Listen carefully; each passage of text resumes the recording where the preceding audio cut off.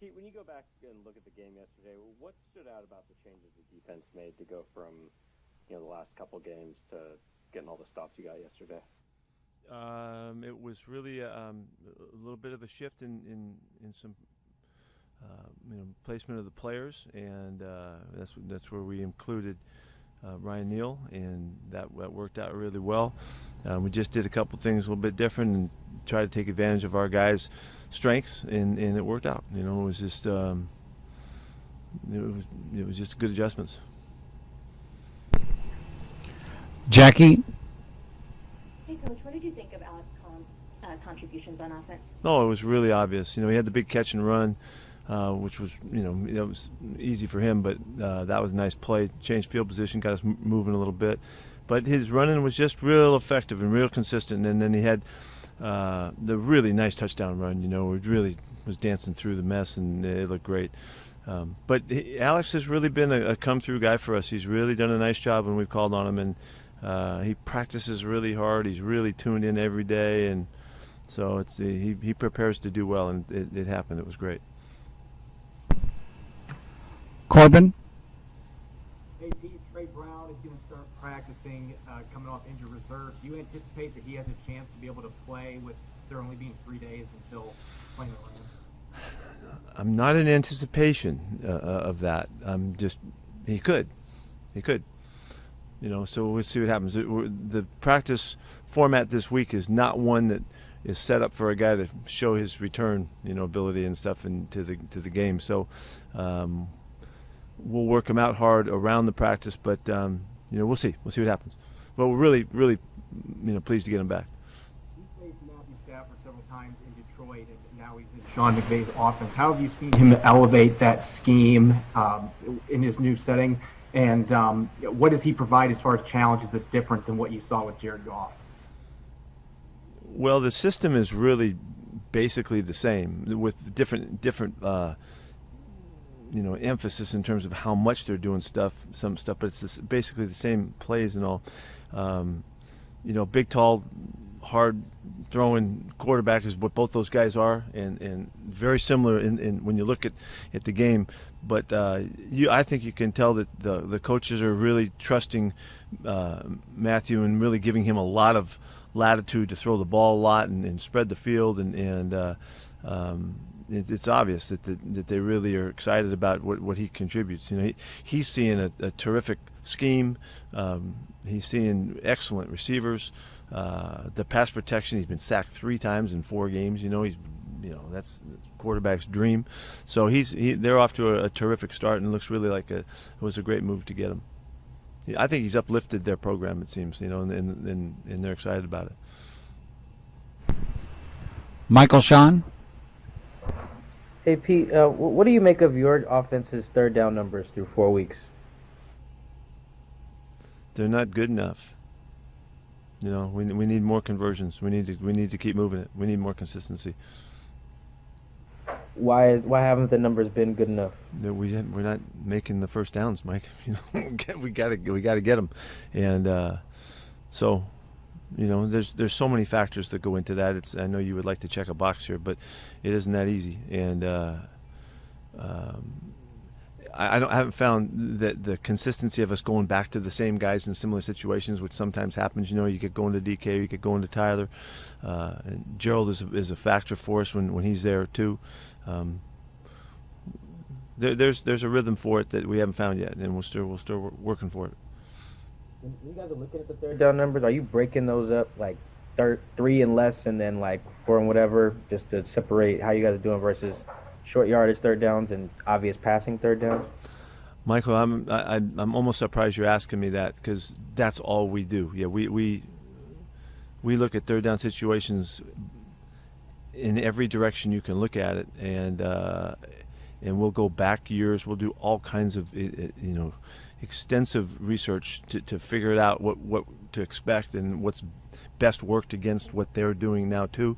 I mean, it's a multifaceted process to get to those decisions, but we got to execute better. We got to protect the quarterback better. We got to stay out of 3rd and 10s, and all that, and all of those things work together. So we happen to be really efficient on first and second down. It's not showing up. I don't know why it wouldn't carry over to third down, but it just hasn't yet. Thanks. Sure. Masvida. Hey Pete, just what are you seeing from Freddie Swain? He seems to be consistent and being an integral part of the offense, the receiving core there. What do I see in Freddie Swain? Yeah. Gosh, I think his contribution has been really good, and as you go, you learn guys, and you just kind of count on them more. And we have no problems with whatever Freddie's doing, whether he's blocking or whether he's carrying the ball or whether we're throwing it to him. The returns, he's doing a nice job at taking care of the football, making his choices. Had a little glitch, yesterday, but he's just a really good, solid member of this club, and he's tough, and we love him. When Kobe Parkinson came back, what did you see? Just how did he make his way through? Yeah, he did he didn't get the ball thrown to him, but he did a nice job blocking, and it was really the first chance we've had the opportunity to see him really kind of get in there and mix it up, and it's an area of his game that we've really called for a lot of improvement. He was really out of the formation a lot in college and caught a lot of balls down the field, and all that.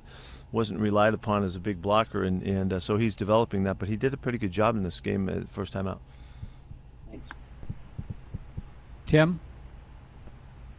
Pete, do you have an update on how Gerald is doing and if he is going to be cleared to play this week? Well, at this point, we're saying there's a chance, and he had a good report today, and but the report tomorrow is really the crucial one. He's testing locally, and he's testing the PCR test down south. So we'll know more tomorrow, and then it'll take another day before we'll have a chance to know if he has a chance. But at this point, you're saying there's a chance. Yeah, he's got one. So does that mean he tested negative today? Yeah. Yes. Okay. And then what happened with Rashad Penny? I really could have made that an easy answer by just saying that, right? You could have. That would have been more straightforward. What happened with Rashad Penny and the decision to go ahead and place him on injured reserve? Did he have a setback at all last week? No, he didn't have a setback. It's just coming along. It's really, we want to make sure that he's back and stays back. We know we got a long haul ahead of us, and so that and just making roster moves, to keep us moving forward. That was the decision we made. Bob Condotta, Seattle Times. Yeah, Pete, what was your assessment of the play of the cornerbacks with Sidney over there and then DJ moving back to the other side? I thought DJ played very, very comfortably on the right side. It's his best side, and that was a good move in that sense. Sidney had some good play, did some nice things, and got in trouble a couple times. And it's just first time out stuff, but he was comfortable in the game. He responded well. He adjusted well as we did stuff during the game and in the game, and in that he competed really well. Do you? I guess maybe I know the answer to this, but do you plan to keep going with that for those two for now as the starters, or? It's a really short week, and those are big decisions, and we haven't gotten there yet. But yeah, right now, if we're playing tonight, he'd be playing again. And one more, Russell, you talked about it after the game, but sort of his command of things at the line of scrimmage and things like that. How impressive was that? I guess, especially given the way that game. Yeah, began? I thought it was, it's hard to maybe see how we appreciate what the play was like, but when you take it out there the first series and you get dumped and you get sacked, and the second series again, and the third series again, it's a challenge to anybody in any endeavor. How do you hang when it starts that difficult and it looks bleak and all that? And he didn't even falter. He didn't waver. He hung right there and came back just like we know him always. Just did it again, and put together an excellent game for us. One of my favorite games because of that, the circumstances on the road, the crowd, all of that. The pass rush was roaring, and then after the first three, they didn't get him again. And when he needed to get out, he did. When he needed to scramble to throw it and win the game with a touchdown pass, he did it. So I was really proud of that outing and thought it was one of his classics. I thought it was really, to me, it's one of the real special ones. Adam? Yeah, Pete, you've obviously been around Shane now for almost a full year now, but do you feel like you have a pretty good sense of maybe the Rams, a little bit better sense of what they do down there and that offense? Without question. No, without question. And we've been talking about it, the whole time and in really all aspects. So we really couldn't have more help in that regard, and so that doesn't mean that, it shows, but we do have a lot of insight. And of course they have too. They've got theirs because he's as close to those guys, been with those guys a lot longer than he's been with us. So it's a factor in some regard. I don't know where it fits, and we'll see. But we have a lot of respect for what they do. Obviously, so much that we brought it here. So it'll be interesting to see how it goes. Art. Pete, Sean McVay was 8-0 against the Cardinals until yesterday, and the Cardinals put up 465 yards and 37 points. Were you more surprised about the Rams' defensive vulnerability or the explosiveness of the Cardinals? You're really good at this, You keep trying. It was a wide open game.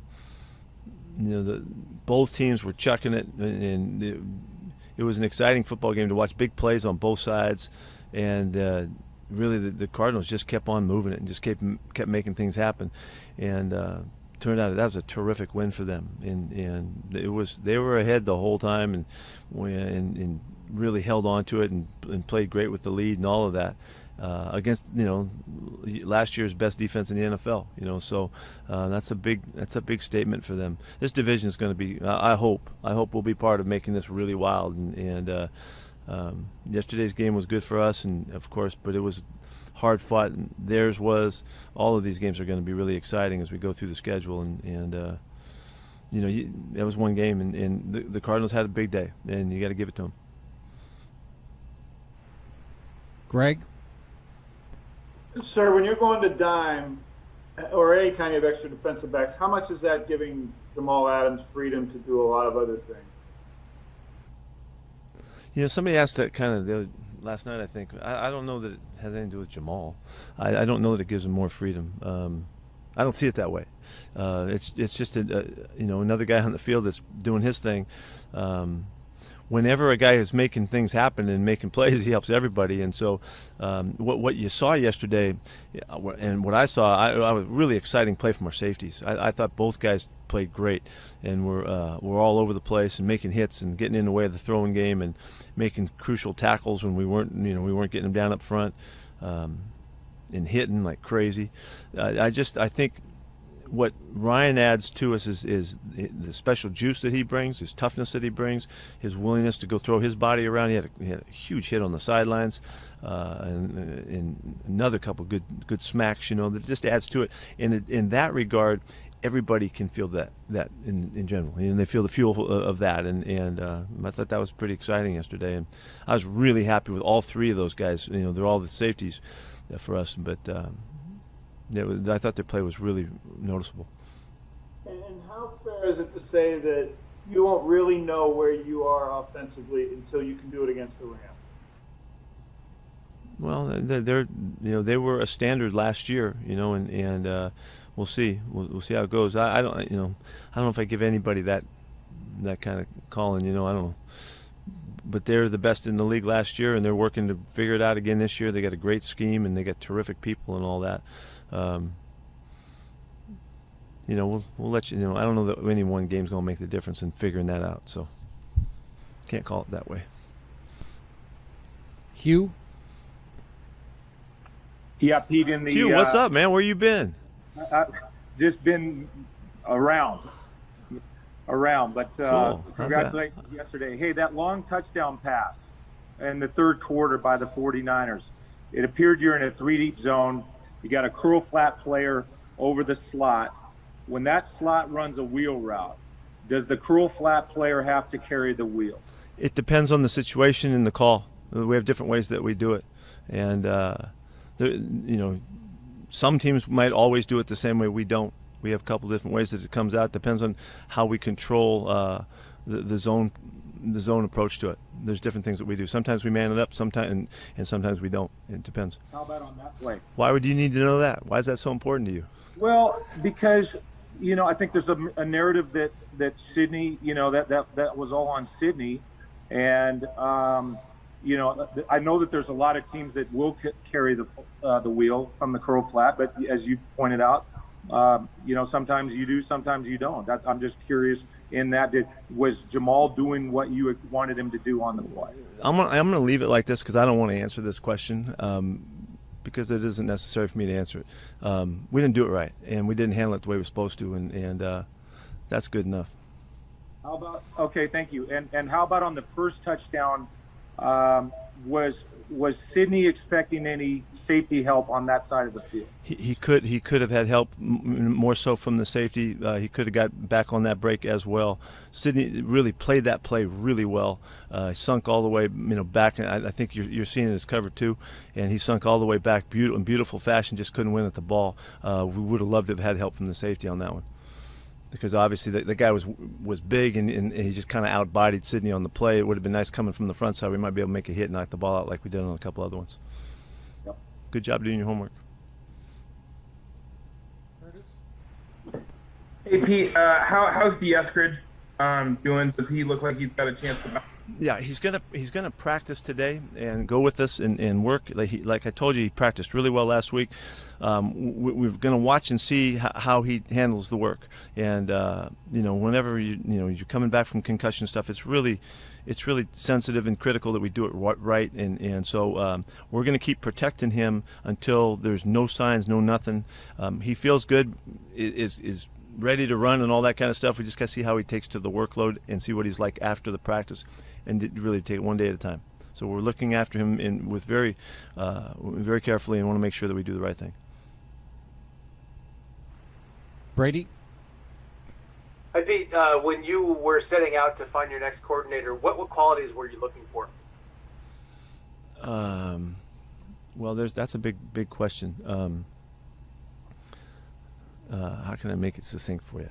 I'm very clear on what I think is important in the game, in terms of approach, and having an awareness of how run and pass fits together, and how offense fits together with defense, and also the understanding of how important the ball is to your play and to take care of it for your team. And so I start off with those real big thoughts, of making sure that the bases are touched, and I get those things knocked out. I'm also, I don't know if you guys, I can't remember how much we've talked about this, but if you guys have watched the guys that I've hired over the years and how it's worked, there's always been a connection to Mike Shanahan.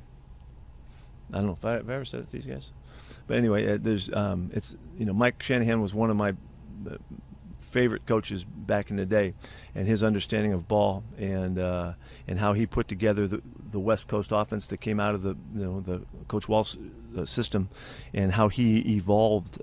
Some guys evolved one way, and other guys evolved another way. Mike Holmgren went from that same system and went a little bit different with how he put together his running game. Mike, I always thought that he had something special there, and so I've been connected to guys from the background of that system for a long time.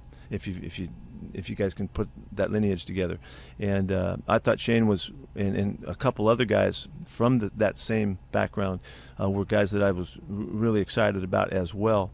And Shane was he was the best right guy for our situation, for everything that we were trying to get done. And but I've had a real clear thought for a long time of where the lineage of the thought comes from for how they put together their stuff. And whenever I can stay to that, you go all the way back to USC, you can see the connection. And what do you remember about Russell told us that? So props to Mike Shanahan. We love him. He's awesome. Yeah. Russell told us that when you guys, I think you were on a Zoom call with Shane, and Russell kind of put him on the spot and had him call a drive. What do you remember about that? He killed it. Yeah, he killed it. Yeah, it was perfect. Was there any tempo on that drive? The whole time. Yeah. He knew he was selling. He did a good job, man. We were looking. Yeah. Thank you. John Boyle. Yep. Pete, you guys were 4 for 4 in the red zone yesterday. I think it's like 90% this year, and you guys were good at it last year. What goes into that red zone success? I mean, I'm sure Russ is part of it, but what goes into that? Yeah, well, a lot of it has to do with the quarterback. If you watch, and you look at the young quarterbacks trying to function down there, the elements that change down there make the game different. And the teams are so good and they move so well. There's so little room for error down there that young quarterbacks can struggle in that situation. That's why you try to run the ball with those guys to keep them out of the throwing situations, and as coverages change and concepts adjust and all of that. So it does take experience, and it also takes playmaking ability, which Russell's uncanny movement skills that give him another chance and another look at stuff is really, really hard to defend. And then just his experience, and the style of throws that he's good at, and us connecting that, knowing his receivers and what they're good at, because mannerisms and characteristics of individual players down there tend to stand out more so. Big receivers, tough runners, guys that can get open, in short areas. I mean, all that. There's a lot of elements down there, and so Russ just happens to be really good at it. He takes great pride in it. He's had great experience. I mean, I'd go all the way back to the first time we were in the red zone to win a game at the Cardinals in that opening game years ago. In his first game, I think we had 3 or 4 shots from the 7-yard line or something like that, and that's. Now I know, when we get down there, there's a really good chance he's going to figure it out and find a way to get in the end zone, whether he's got to run it or throw it, or we got to run it to do it. And he's just the best he's been. So there's a lot that goes into it. Tim? I guess I get to do the injury rundowns today. Daryl Taylor, Benson Mayowa, Carlos Dunlap, how are they injury-wise for this week? Yeah, Daryl, we'll see. He's got a little ankle something. We got to check him out. Benson is going to practice. We got to see if he's safe to go. We'll determine that. I don't know about Carlos. He's got a sore toe, and so he's like a bear with a thorn in his foot. He's got to see if he can make it, and he might be a little grumpy about it. I don't know. I have no idea what that means. Yeah. What's that? How did Tyler and DK come out yesterday? Seemingly well. They came out of the thing well, and we'll see. This is a challenging turnaround for everybody that does the Thursday nighters, and so we'll see how we handle it. But both guys made it through, and we were very, very fortunate in terms of getting guys nicked in the game. Not to say that some guys didn't, but it's we have a chance to get everybody up. All right. Thank you, everyone. See ya.